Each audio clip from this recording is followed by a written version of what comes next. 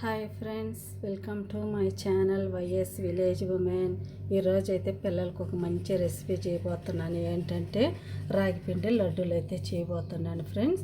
ఈ రాగిపిండి అయితే ముందు జల్లించుకొని ఇలా పెట్టేసుకున్నాను అనమాట.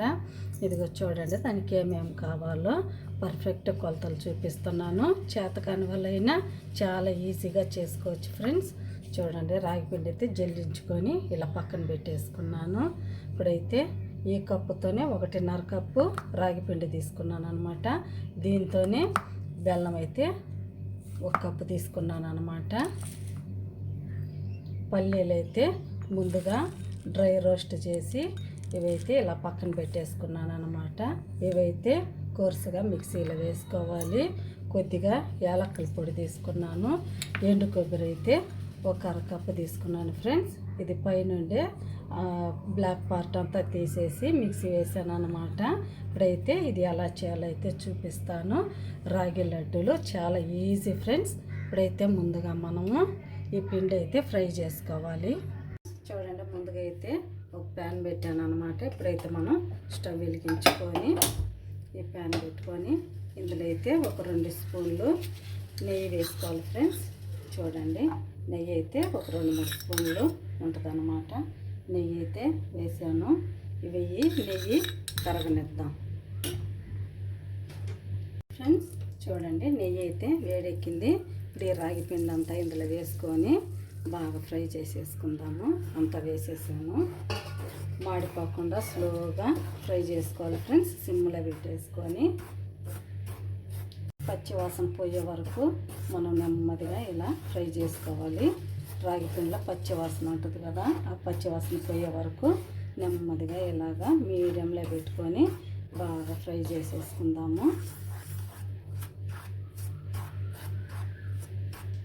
మాడకుండా అడుగు మాడితే మళ్ళా కొద్దిగా స్మెల్ చేంజ్ అయిపోతుంది ఫ్రెండ్స్. అందుకని నెమ్మదిగా మీడియంలో పెట్టుకొని బాగా ఇలా ఫ్రై చేసుకోవాలి. చూడండి, పిండి అయితే బాగా ఫ్రై అయిపోయింది. నెయ్యి వేసి ఫ్రై చేస్తున్నాం కదా, మంచి స్మెల్ వస్తుంది అనమాట. మంచి బిస్కెట్ స్మెల్ వస్తుంది అనమాట. ఇప్పుడైతే స్టవ్ అయితే కట్టేసేసాను. ఇప్పుడైతే దీన్ని అయితే పక్కన పెట్టేసేసుకుందాం ఫ్రెండ్స్. ఇప్పుడైతే ఇంకొక గిన్నె పెట్టుకున్నాను, పాకం పట్టుకోవాలి. ఇప్పుడైతే స్టవ్ వెలిగించుకొని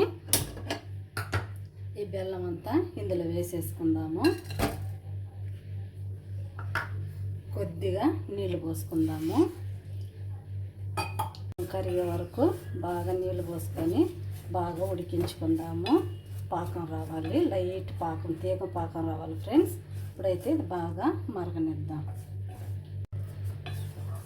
ఇలా బాగా బెల్లం కరిగే వరకు బాగా ఇలా కలుపుకుంటూ తీగ పాకం ఎలా రావాలో చూపిస్తాను లైట్గా ఫ్రెండ్స్. చూడండి, బాగా పాకం అయితే వస్తుంది. ఎలా రావాలని అయితే నేనైతే చూపిస్తాను. కొద్దిగా రావాలన్నమాట, ఇంకా రాలేదన్నమాట. ఇప్పుడు చూడండి, కొద్దిగా పాకం వచ్చిందన్నమాట. చూడండి, నెమ్మదిగా ఇప్పుడైతే ఆపేసుకుందాము. చూడండి, లైట్గా వస్తుంది కదా ఫ్రెండ్స్. పాకం అయితే వచ్చింది కదా. ఇప్పుడు ఈ పాకం అయితే ఇందులో మనం వడపోసుకుందాము.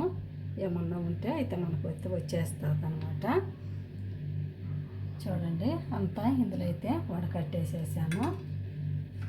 ఇప్పుడైతే ఇలా బాగా మిక్స్ చేసేసుకోవాలి. ఇందులోనే మనము ఇలాచి పౌడర్ కూడా వేసేసుకుందాము. అంతా ఇలా బాగా మిక్స్ చేసేసుకుందాము. ఇప్పుడు ఇది కొద్దిగా వేడిగా ఉంటుంది కాబట్టి ఇది కొద్దిగా చల్లారే లోపల ఇలా కలిపేసుకొని మనము ఇందులోనే ఎండు కొబ్బరి కూడా కొద్దిగా వేసుకుందాము. కొద్దిగా ఉంచుకుందాము పైన చల్లుకునేదానికి. ఇలా అయితే బాగా అంతా కలిపేసుకోవాలి. ఈ లోపల కొద్దిగా చల్లారే లోపల మనమైతే పప్పులు అయితే గ్రైండర్ వేసుకుందాము ఫ్రెండ్స్. చూడండి, ఇవి కూడా ఇలా పలుకులుగా ఉండాలన్నమాట. ఇవన్నీ అయితే ఇందులో వేసేసుకుంటున్నాను. ఇప్పుడైతే బాగా అంతా కలిపేసుకుందాము. ఫ్రెండ్స్ చూడండి, కొద్దిగా అయితే చల్లారిపోయింది.